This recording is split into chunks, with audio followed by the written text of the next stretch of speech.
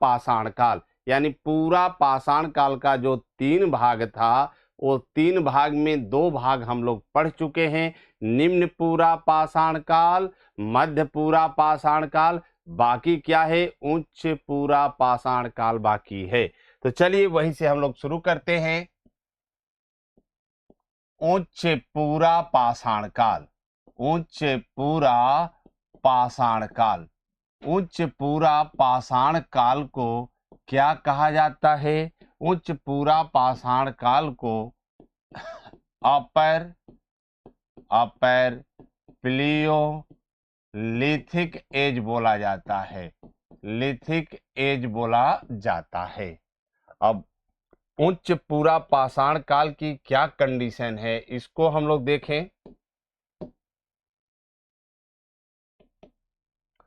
उच्च पूरा पाषाण काल में सबसे पहले आधुनिक मानव होमोसेपियंस का उदय हुआ था। ध्यान रखिएगा कि उच्च पूरा पाषाण काल में ही आधुनिक मानव होमोसेपियंस का उदय हुआ था। कब हुआ था?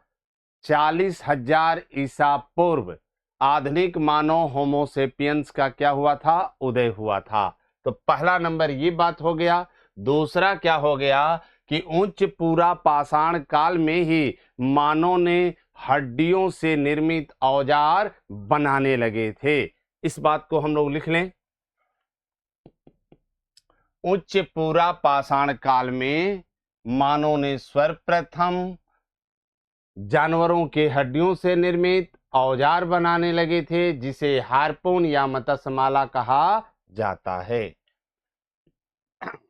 उच्च पूरा पाषाण काल में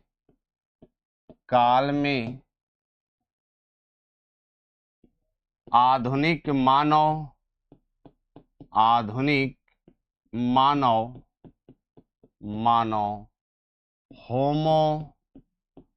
होमोसेपियंस, आधुनिक मानव होमोसेपियंस का उदय हुआ था।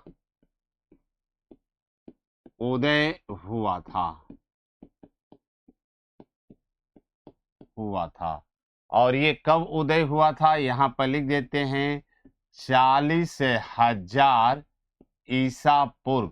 याद रहे कि ये कब हुआ था? 40,000 ईसा पूर्व आधुनिक मानव होमोसेपियंस का उदय हुआ था। और इसी काल में क्या बना था? इसी काल में जानवरों के हड्डियों से निर्मित औजार। तो यहां हम लोग लिख सकते हैं उच्च पूरा पाषाण काल में, उच्च पूरा पाषाण काल में सर्वप्रथम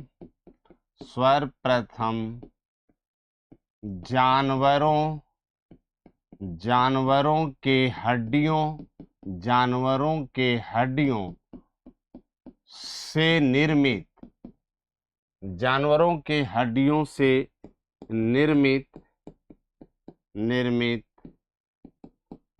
औजार बनाए गए थे। और हड्डियों से निर्मित औजार को कहा क्या जाता है, ये देख लीजिए। यहां पर हड्डियों से निर्मित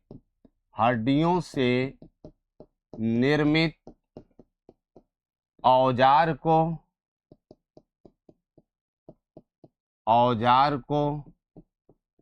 हार्पून या मत्स्यमाला कहा जाता है।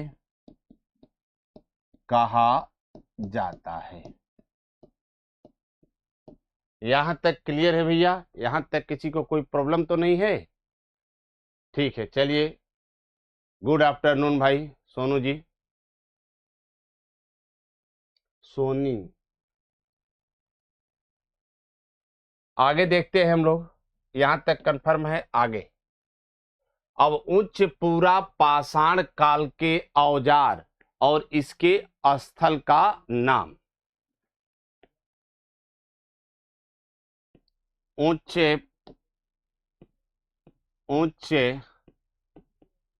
पूरा पाषाण काल के औजार।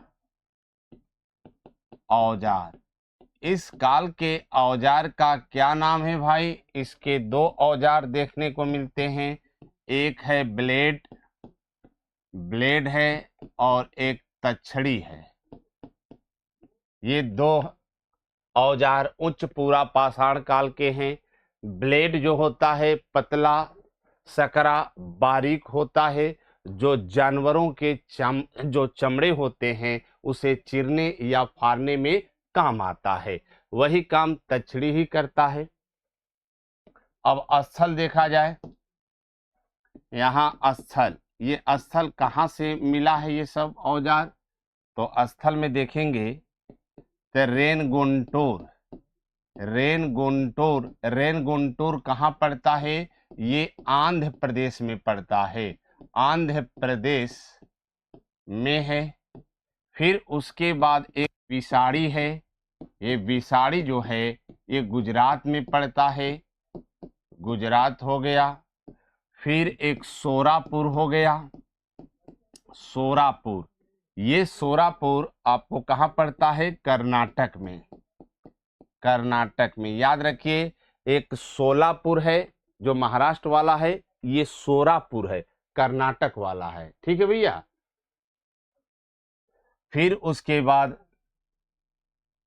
अब एक है आपको बीजापुर, ये बीजापुर जो है कर्नाटक वाला बीजापुर है, कर्नाटक वाला बीजापुर।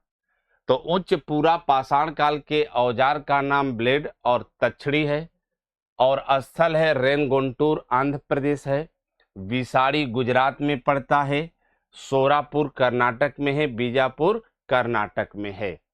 तो चलिए, आज हम लोगों ने पूरा पाषाण काल के तीनों पार्ट्स पढ़ लिए, ठीक है, जिसमें से उच्च पूरा पाषाण काल अभी हमने पढ़ा।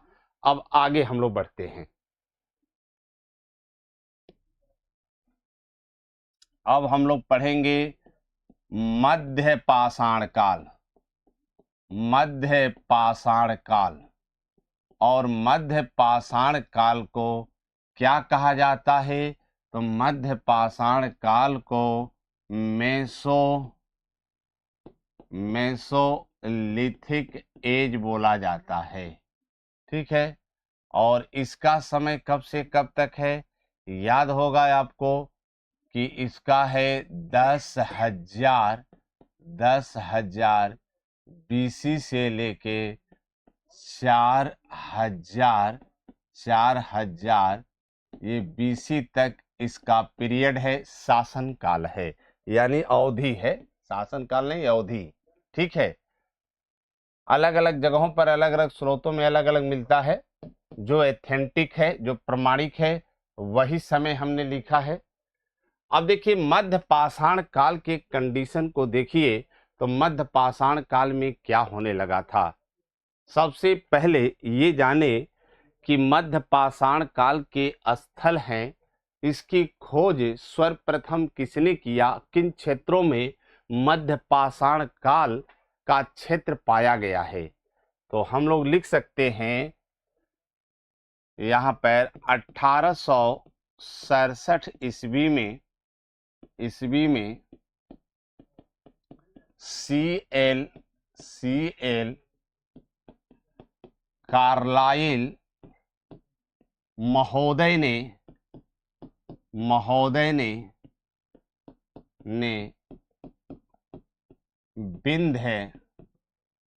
विंध्य पर्वत माला क्षेत्र से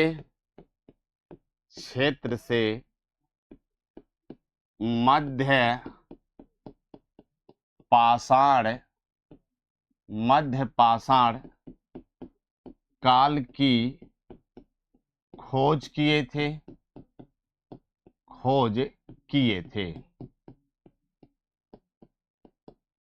ठीक। और मध्य पाषाण काल से संबंधित चीजों को और देखा जाए, इसमें और मामला क्या बनता है। मध्य पाषाण काल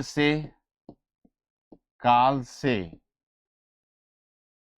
मध्य पाषाण काल से पशुपालन का साक्ष्य प्राप्त होने लगता है। ठीक। आगे देखा जाए, मध्य पाषाण काल से ही मानव अस्थि पंजर का साक्ष्य मिलने लगता है। मानव अस्थि पंजर का मतलब मानव कंकाल, मानव की हड्डियों का जो ढेर है वो कहां से मिलने लगता है, मध्य पाषाण काल से मिलने लगता है। तो लिख सकते हैं मध्य पाषाण काल से अस्थि पंजर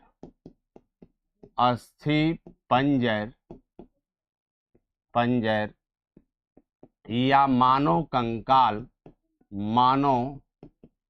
कंकाल का साक्ष्य प्राप्त होने लगता है। ठीक है, यहां तक बातें आपको समझ में आ गई होगी। कोई दिक्कत हो, किसी प्रकार की समस्या हो तो जरूर आप कमेंट करिएगा। ठीक,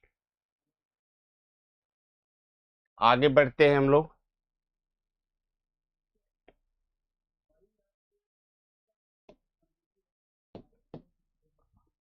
अब यहां मध्य पाषाण काल को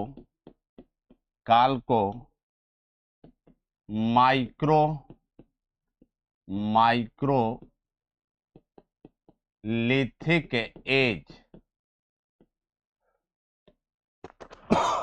या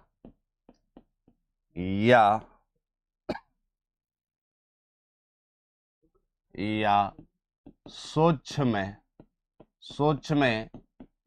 पाषाण काल सूक्ष्म पाषाण काल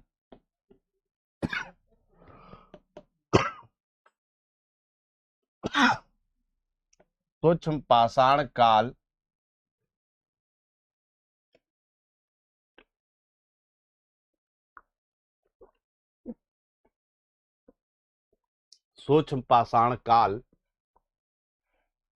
के नाम से सूक्ष्म पाषाण काल के नाम से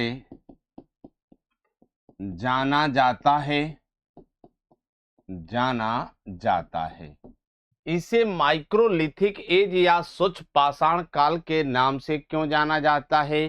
क्योंकि इस काल के जो औजार पाए गए हैं अत्यंत छोटे छोटे पाए गए हैं।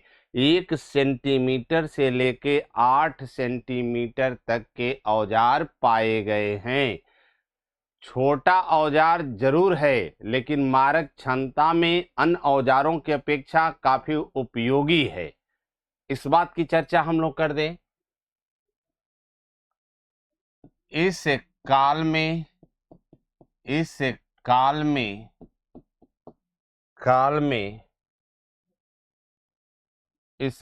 में औजार अत्यंत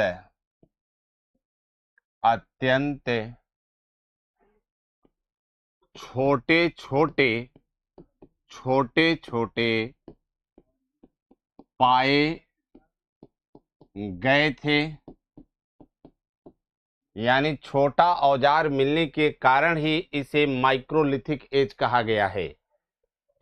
पाए गए थे 1 सेंटीमीटर से 8 सेंटीमीटर तक तक औजार प्राप्त हुए थे। ठीक है, यानी 1 सीएम से लेके 8 सीएम तक यानी सेंटीमीटर तक प्राप्त हुए थे। वही इंच में आधा इंच से लेके पौन इंच 1 इंच तक मिले हैं। यहाँ सेंटीमीटर की बात कही जा रही है, ध्यान रखिएगा। अब इस काल के औजार का नाम देख लिया जाए। इस काल के औजार कौन कौन हैं? इस काल के औजार का नाम लिख देते हैं। यहाँ इसको बोलते हैं क्रोड। इस काल के औजार का नाम है क्रोड। फिर क्या नाम है? त्रिकोण नाम है, त्रिकोण। इसको ट्राई एंगल बोलते हैं।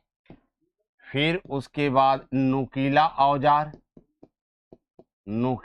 औजार को इंग्लिश में पॉइंट हम लोग कह सकते हैं, पॉइंट हो गया। फिर नौ चंद्राकार हो गया, जिसको क्या बोलते हैं? इसको लूनेट बोलते हैं, लूनेट। तो ये आपको मध्य पाषाण काल के औजार का क्या नाम है? क्रोड नाम है, त्रिकोण नाम है, नुकीला औजार नाम है और नौ चंद्राकार नाम है। ठीक है भैया, सबको बेहतर समझ में आ रहा है? जय कृष्णा तिवारी जी, गुड आफ्टरनून भाई, सबको गुड आफ्टरनून। समझ में आ रहा हो तो एस लिखिए, कोई दिक्कत हो तो बताइएगा। ठीक, अब आगे बढ़ जाते हैं भाई, यहां तक सब क्लियर है।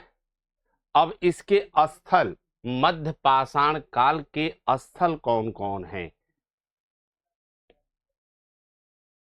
अब स्थल यहां हम लोग देख लेंगे कि कौन कौन से इस काल के स्थल हैं।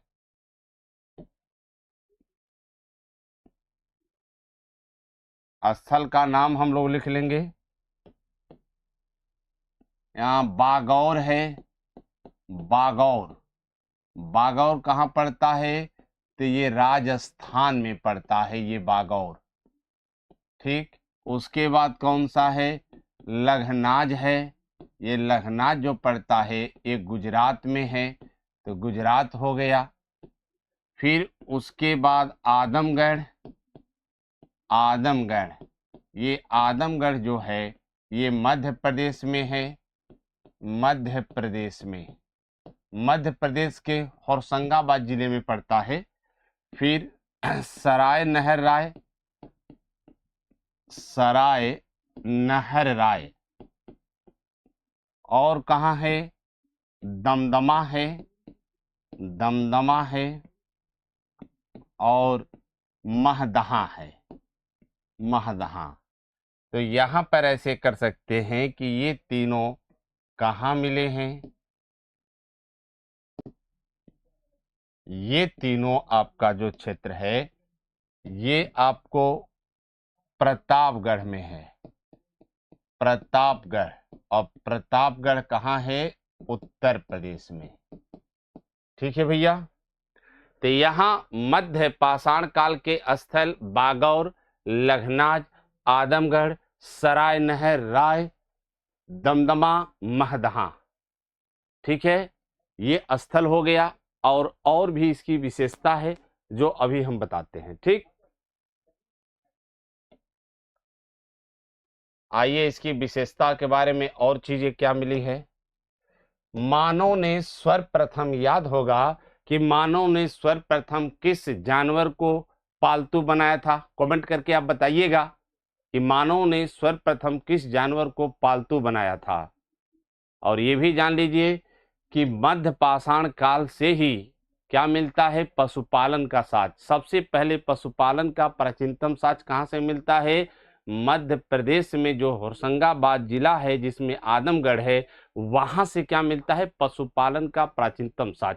और ध्यान रहे, भेड़ और बकरी का वहां से नहीं मिलता है। भेड़ बकरी का कहां से मिलता है? बागौर से मिलता है। मानव कंकाल या अस्थि पंजर का जो साक्ष्य है वो सराय नहर राय, दमदमा, महदहा यानी मानव कंकाल मिले हैं, मानव के हड्डियों का ढेर मिला है, सामूहिक समाधान मिला है। एक साथ न जाने कितने लाशों को एक ही साथ दफनाया गया है। जैसे दमदमा से 41 समाधानों का साक्ष्य मिला है, 41 लाशों को आयताकार आकृति में बनाकर कब्र उसमें ढका गया है। चलिए इस बात को लिखते हैं हम लोग।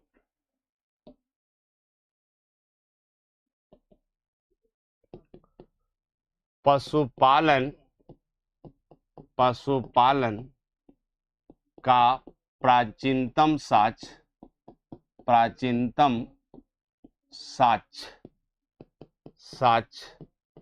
आदमगढ़ से प्राप्त हुआ था। ठीक है, ये ध्यान रहे, मानव ने सर्वप्रथम कुत्ता जानवर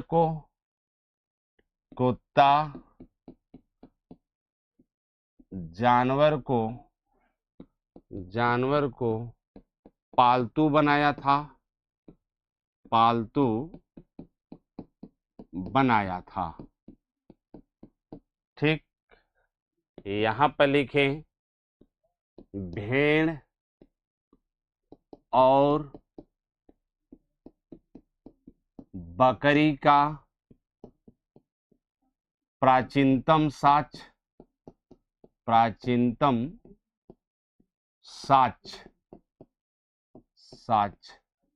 बागौर से मिला था।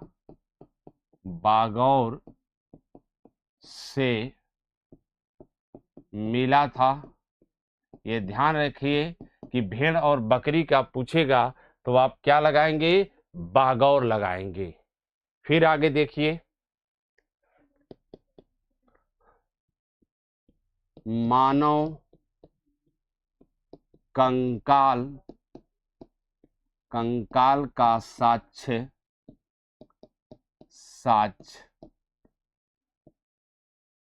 कहां से साक्ष्य मिला है, इस तरीके से इसका साक्ष्य हम लिख देते हैं। यहां सराय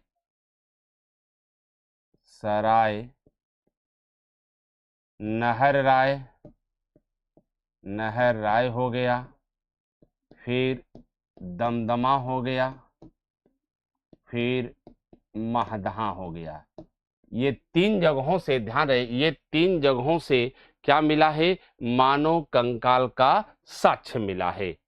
ठीक है, एक बात और भी है इसमें, उसे भी लिख लिया जाए हम लोग।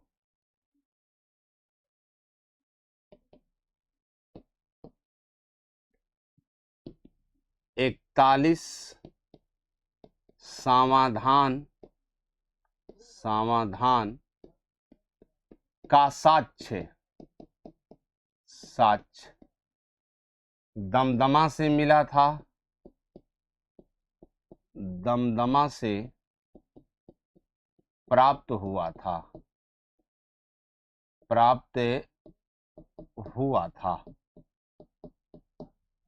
ठीक है भाई, यहां तक आप लोग देख सकते हैं। चलिए इस चीजों को फिर से एक बार बेहतर तरीके से अध्ययन कर लेते हैं। अब देखिए, मध्य पाषाण काल की खोज 1867 में किसने किया था? C.L. कार्लाइल ने किया था, और विंध्य पर्वतमाला क्षेत्र से इन्होंने किया था। मध्य पाषाण काल से पशुपालन का साक्ष्य प्राप्त होने लगता है। फिर मध्य पाषाण काल से ही अस्थि पंजर या मानव कंकाल का साक्ष्य मिलता है। फिर उसके बाद आप देखिए, मध्य पाषाण काल को माइक्रोलिथिक एज या सूक्ष्म पाषाण काल के नाम से जाना जाता है। कारण क्या है कि इस काल में जो औजार पाए गए हैं वह अत्यंत छोटे छोटे औजार पाए गए हैं। 1 सेंटीमीटर से लेके 8 सेंटीमीटर तक के पाए गए हैं। और इस काल के औजार का क्या नाम है? आप देख सकते हैं, क्रोड है, त्रिकोण है, नोकीला औजार है, नौचंद्राकार है। ये सब जो औजार हैं वह मध्य पाषाण काल के औजार हैं। यहां देखिए भाई, अब स्थल कौन कौन है? बागौर, लखनाज, आजमगढ़, सराय नहरराय, दमदमा, महदहा। पशुपालन का प्राचीनतम साक्ष्य कहां से मिलता है? तो ये प्राचीनतम जो साक्ष्य है ये आपको आजमगढ़ से मिलता है।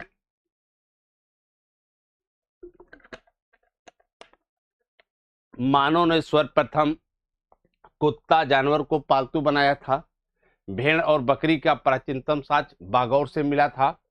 मानव कंकाल का साक्ष्य 3 स्थानों से मिला है। सराय नहरराय, दमदमा, महदहा से मिला है। 41 समाधान का साक्ष्य जो है दमदमा से प्राप्त हुआ था। चलिए, ये क्लियर हो गया हम लोगों का। अब हम लोग आगे बढ़ जाते हैं।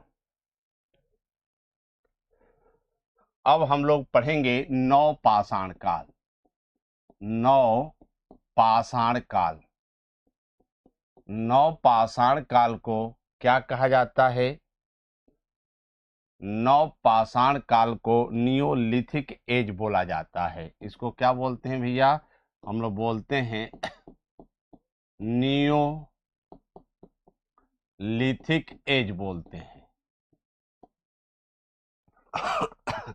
अब ये जानना है कि नौ पाषाण काल के शब्द जो देने का काम किसने किया था, यानी नौ पाषाण काल के शब्द की उत्पत्ति किसने किया था? तो 1865 ईस्वी में सर जॉन लुबाक महोदय ने किया था। उन्होंने प्री हिस्टोरिका टाइम्स नामक पुस्तक लिखा था। उसी में इन्होंने नियोलिथिक या नौ पाषाण शब्द का नाम दिया था। इस बात को लिख लिया जाए हम लोग। 1865 ईस्वी में सर जॉन लुबाक ने अपनी पुस्तक इनके पुस्तक का क्या नाम है भाई? तो इनके पुस्तक का नाम है प्री हिस्टोरिका टाइम्स।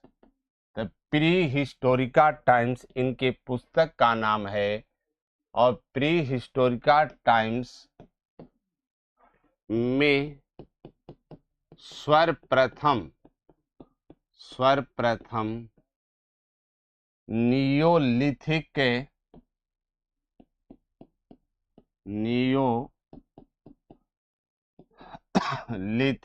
एज या नौ पाषाण शब्द की उत्पत्ति किए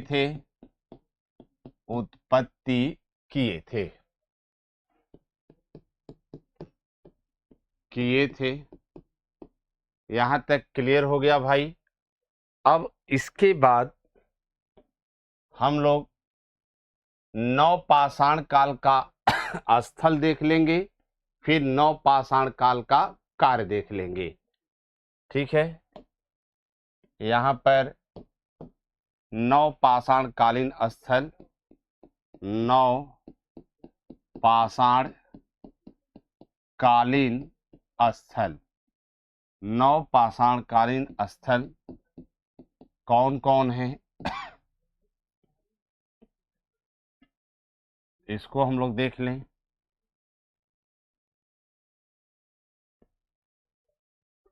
ये नौ पाषाण कालीन स्थल,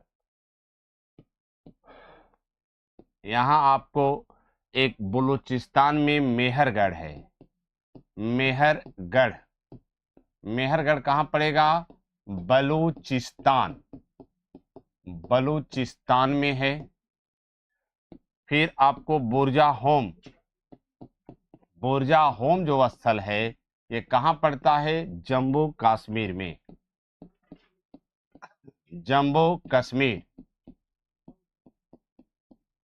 फिर एक स्थल है गुफ कराल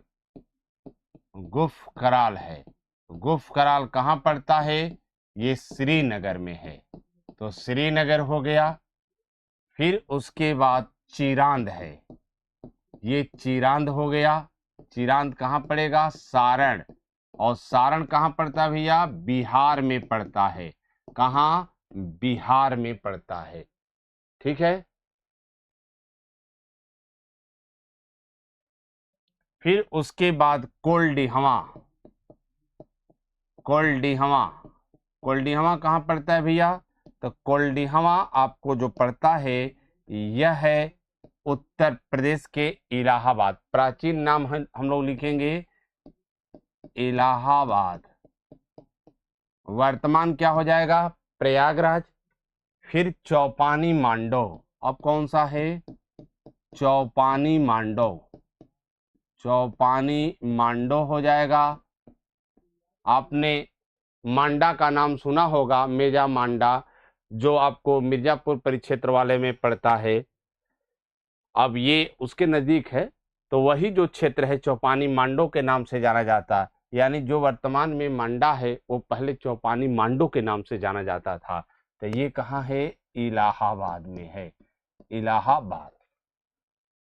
तो हम लोग ने नवपाषाण कालीन स्थल जाना कि कौन कौन स्थल है। मेहरगढ़ बलूचिस्तान हो गया, बुरजा होम कहाँ हो गया? जम्मू कश्मीर में। गुफकराल हो गया श्रीनगर में। चिरांद कहाँ हो गया? सारण बिहार में हो गया। कोल्डिहवा उत्तर प्रदेश में हो गया। और चौपानी मांडो उत्तर प्रदेश के इलाहाबाद में हो गया। ठीक है भैया, यहां तक कोई दिक्कत नहीं। अब आगे हम लोग बढ़ते हैं। ठीक, अब नवपाषाण काल में हम लोग वर्क देखेंगे, कार्य देखेंगे। आगे बढ़ते हैं हम लोग। नवपाषाण काल के कार्य, नवपाषाण काल के कार्य। अब यहां वर्क हम लोग देखेंगे, क्या क्या वर्क है नवपाषाण काल के।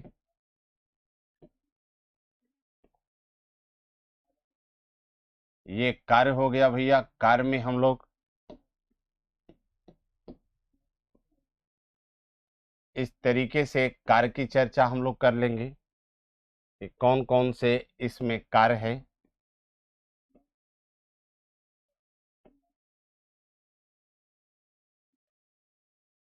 नवपाषाण काल के कार्य, इस काल में क्या क्या होने लगा था इसको ध्यान में दीजिएगा।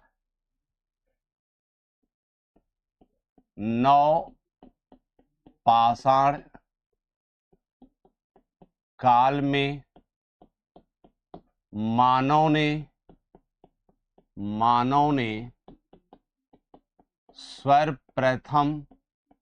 सर्वप्रथम आग की खोज किया था। आग की खोज किया था।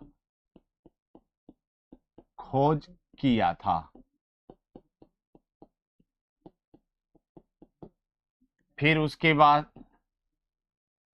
कृषि कार्य प्रारंभ, यानी मानव ने सर्वप्रथम किस युग में कृषि कार्य करना शुरू कर दिया था?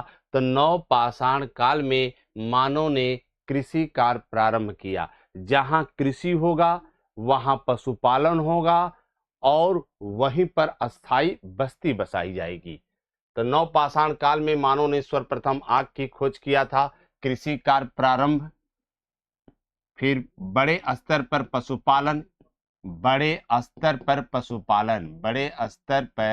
पशुपालन, ठीक है।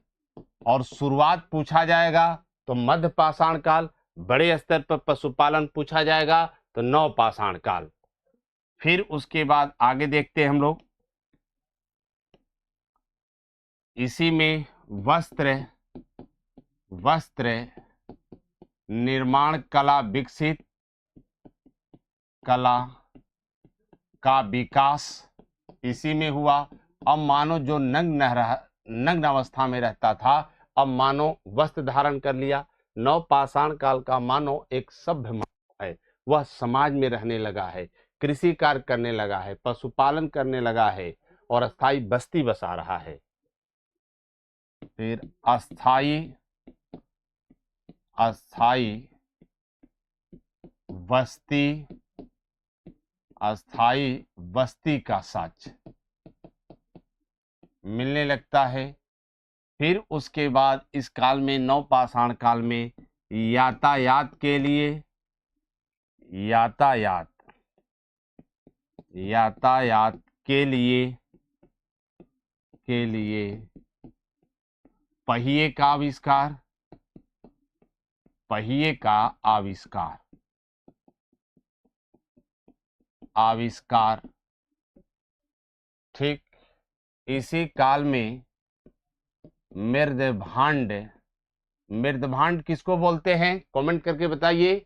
मृदभांड, मृदभांड जो होता है मिट्टी का बर्तन होता है, मिट्टी का बर्तन, मिट्टी का बर्तन। तो मृदभांड का प्रयोग इसी काल में शुरू हुआ। इस काल में और क्या हुआ, सर्वप्रथम तांबा धातु की खोज, तांबा धातु की खोज। इसी काल में मानव ने सर्वप्रथम किस धातु की खोज किया था, तो तांबा धातु की खोज किया था। इस काल में औजार तो बहुत से हैं, लेकिन इस काल की विशेषता है कि पाषाण औजार को घर्षित करके उस पर काला पालिश लगाकर तैयार किया जाता था। तो यहां लिख सकते हैं, घर्षित एवं पालिश युक्त पाषाण के औजार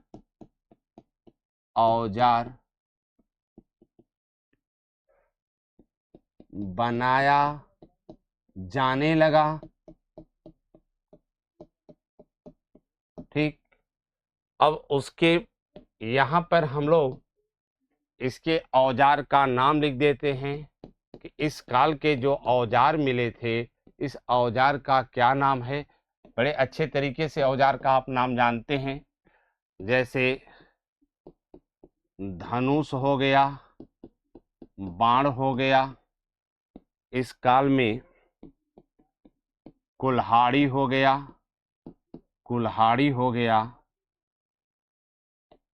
इस काल में और क्या हो गया भैया, इसमें हो गया भाला हो गया, तलवार हो गया। ठीक, तो धनुष, बाण, कुल्हाड़ी, भाला, तलवार, ये सब किस काल के औजार हैं, तो ये नवपाषाण काल के औजार हैं। अब नवपाषाण काल के जो स्थल हैं, उन स्थलों की विशेषता हम लोग पढ़ ले।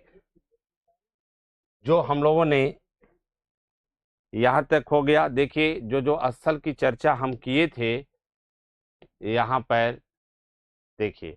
अब मेहरगढ़, तो मेहरगढ़ से क्या मिला है, इसकी क्या विशेषता है। बुर्जा होम से क्या मिला है, इसकी क्या विशेषता है भैया। गुफकराल की क्या विशेषता है, चिरान की क्या विशेषता है, कोलडिहमा की क्या विशेषता है, चौपानी मांडो की क्या विशेषता है। ये जब विशेषताएं पढ़ लेंगे तो हम लोगों का आज नवपाषाण काल क्या हो जाएगा, खत्म हो जाएगा। तो चलिए हम लोग स्थलों की विशेषताओं के बारे में पढ़ना शुरू कर दें।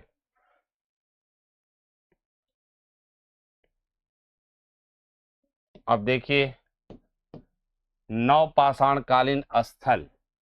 अब यहाँ स्थल में हम लोग मेहरगढ़ पढ़ रहे हैं, मेहरगढ़। अब ये मेहरगढ़ है कहाँ भैया, तो ये बलूचिस्तान में है, बलूचिस्तान में है। और ये बलूचिस्तान वर्तमान ये पाकिस्तान क्षेत्र में पड़ता है, बलूचिस्तान है। अब यहाँ की विशेषता क्या है, ये मेहरगढ़ की, इस विशेषता के बारे में हम लोग जानेंगे। तो नंबर 1 इसके संदर्भ में जो बातें होंगी हम लोग लिखते चलेंगे। सबसे पहले देखेंगे मेहरगढ़ से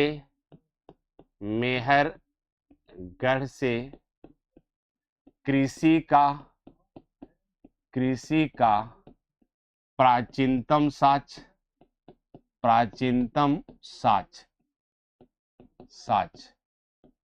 मिला था। यानी विश्व में अगर पहली बार कहीं कृषि कार्य हुआ होगा तो वह मेहरगढ़ में हुआ था। यहां पर आप देखेंगे गेहूं के 3 किस्म यहां मिले थे, 3 किस्म। जौ के 2 किस्म मिला था। ठीक। दूसरा नंबर यहां देखा जाए, यहां से अस्थाई बस्ती एवं पशुपालन का साक्ष्य मिला था। ठीक है, ये मेहरगढ़ का मामला हो गया। फिर मेहरगढ़ को क्या कहा जाता है, यहां ध्यान रखिए, यहां गेहूं और जौ का ही मिला है। मेहरगढ़ को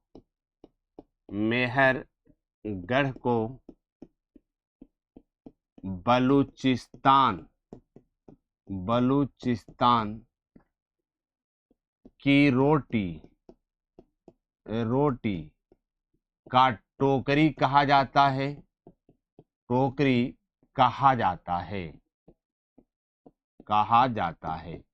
क्यों कहा जाता है? क्योंकि यहाँ अधिक संख्या में या प्रचुर मात्रा में क्या होता है, गेहूं का उत्पादन होता है। जो चीजें अधिक मात्रा में होता है उसी नाम से उसका नामकरण हो जाता है। जैसे अलीगढ़ में सबसे ज्यादा ताला बनता है तो अलीगढ़ को ताला नगरी, मुरादाबाद में सबसे ज्यादा पीतल का काम होता है तो पीतल नगरी। जो जहां जैसा अधिक काम हो, जैसे केरल में सबसे अधिक मसाला का उत्पादन होता है तो वह क्या कहा जाता है, मसालों का बगीचा कहा जाता है। वैसे यहाँ ज्यादा गेहूं का उत्पादन होता है, इसीलिए इसे क्या कहा जाता है भैया, रोटी का टोकरी कहा जाता है। अब आगे हम लोग बढ़ जाते हैं। आगे स्थल के बारे में देखा जाए तो अब आपको बोरजा होम और बोरजा होम जो स्थल है वो कहाँ पड़ेगा, तो जम्मू कश्मीर में है। कहाँ है, जम्मू कश्मीर। यहाँ की विशेषता क्या है, इस चीजों को हम लोग देख लें। बोरजा होम की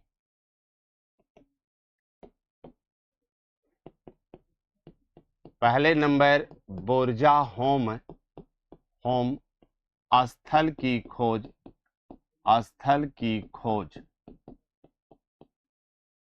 बोरजा होम स्थल की खोज किसने किया था, खोज 1935 ईस्वी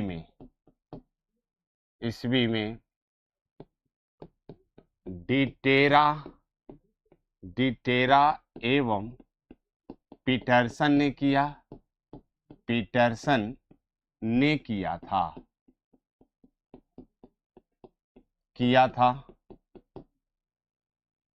अब दूसरा नंबर इसमें देखा जाए, इसको ऊपर वाले को 1 नंबर कर दे दिया जाए। अब दूसरा नंबर में बोरजा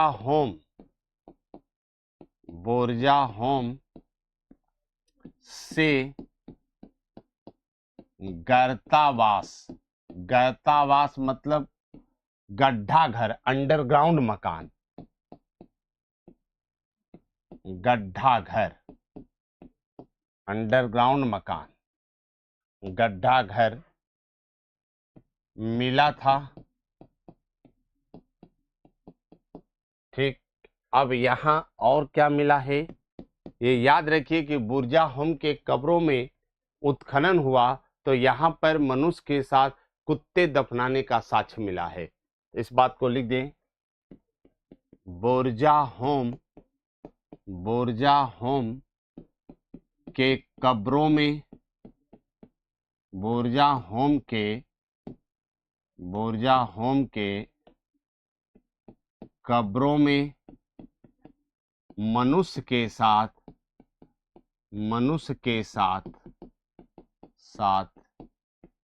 कुत्ता दफनाने की प्रथा थी। ये ध्यान रहे इस बात को। ये बुर्जा होम के बारे में हो गया। अब आइए और कौन सा स्थल बचा है, तो इसमें स्थल बचा है आपको चिरांद है। तो चिरांद के बारे में जान जाए। चिरांद ये कहाँ है? सारण है। और जो भी बचेगा उसको लिखते जाएंगे हम लोग। ये कहाँ है भैया? बिहार में है। यहाँ की विशेषता क्या है? यहाँ की विशेषता लिख देते हैं। यहाँ से मृग के हड्डी, मृग यानी हिरण लिख सकते हैं, मृग के हड्डियों से निर्मित औजार प्रचुर मात्रा में पाया गया था।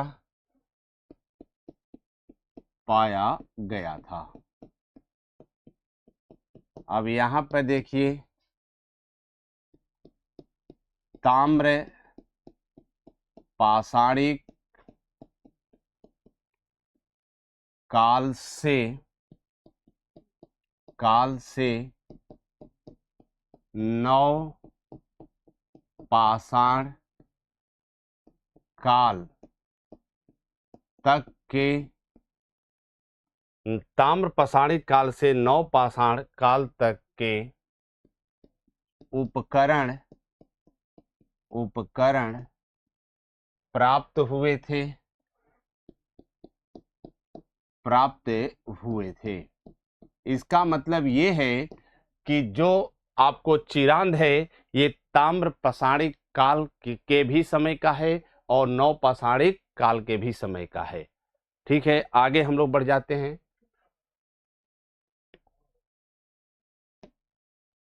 अब देखिए, अब एक गुफ कराल है। गुफ कराल जो हम लोग श्रीनगर लिखे थे, श्रीनगर, यहाँ की विशेषता देख लें क्या है। यहाँ की विशेषता गुफ कराल की, यहाँ से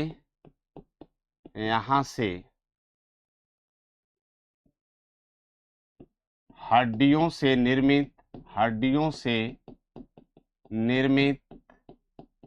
निर्मित औजार का साक्ष्य मिला था।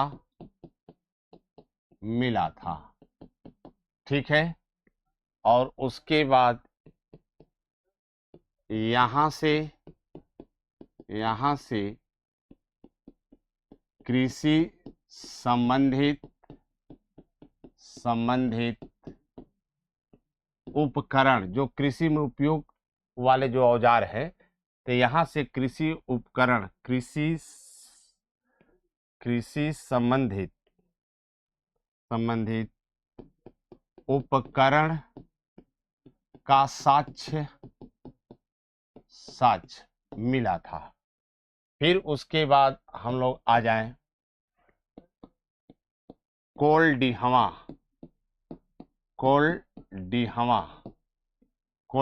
कहाँ है भैया? तो ये इलाहाबाद में है कोल्डिहवा। यहाँ पर ऐसे इस तरीके से हम लोग लिख लेंगे और यहाँ पर बातें लिख सकते हैं। यह इलाहाबाद के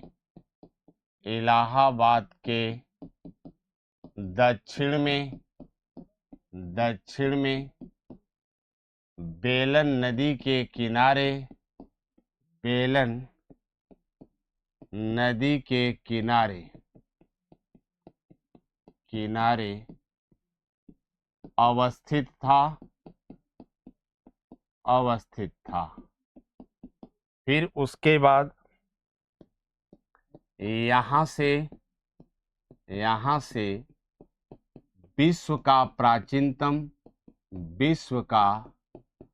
प्राचीनतम चावल की खेती का साक्ष्य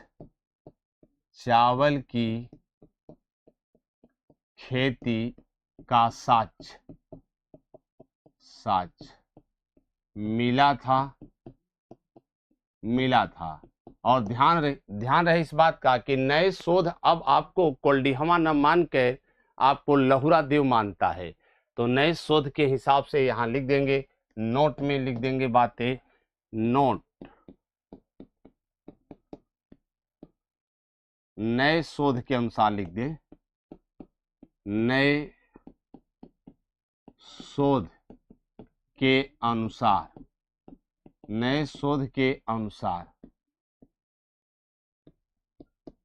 चावल की खेती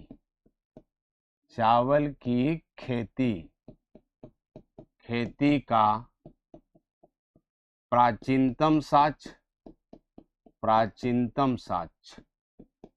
कहाँ मिलता है भाई? इसका प्राचीनतम जो साक्ष्य मिलता है वह है लहुरा देव मिलता है। क्या मिलता है? लहुरा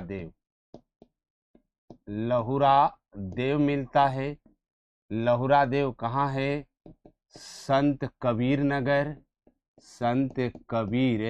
नगर। तो आपको लहुरा देव अब लगाना पड़ेगा, ठीक? न रहेगा तब कोल्डिहमा लगाइएगा, ठीक है? एक स्थल बस रह गया है, वो भी खत्म हो जाएगा। वह कौन सा स्थल है भैया? तो वो आपको जो स्थल है उसका नाम है चौपानी मांडव। चौपानी मांडव कहाँ है ये? तो ये इलाहाबाद में है। ये भी इलाहाबाद के कहाँ है? दक्षिण में है।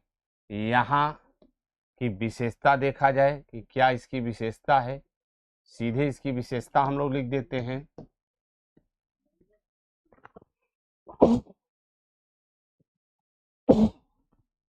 चौपानी मांडो, यहाँ से विश्व का प्राचीनतम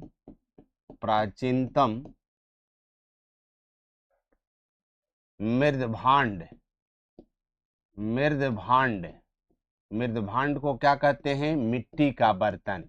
अगर मानव ने सर्वप्रथम कहीं मानव ने सर्वप्रथम अगर मिट्टी का बर्तन बनाया होगा तो कहाँ बनाया होगा? चौपानी मांडो में। यहाँ से विश्व का प्राचीनतम मृदभांड का साक्ष्य मिला था।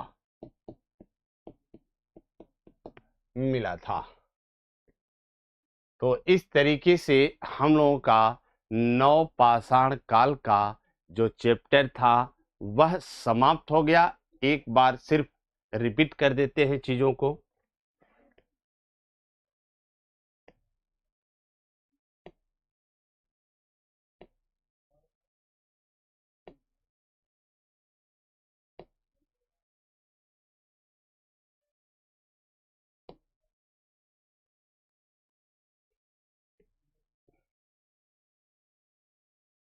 आगे है भाई, थोड़ा देख ले इसको।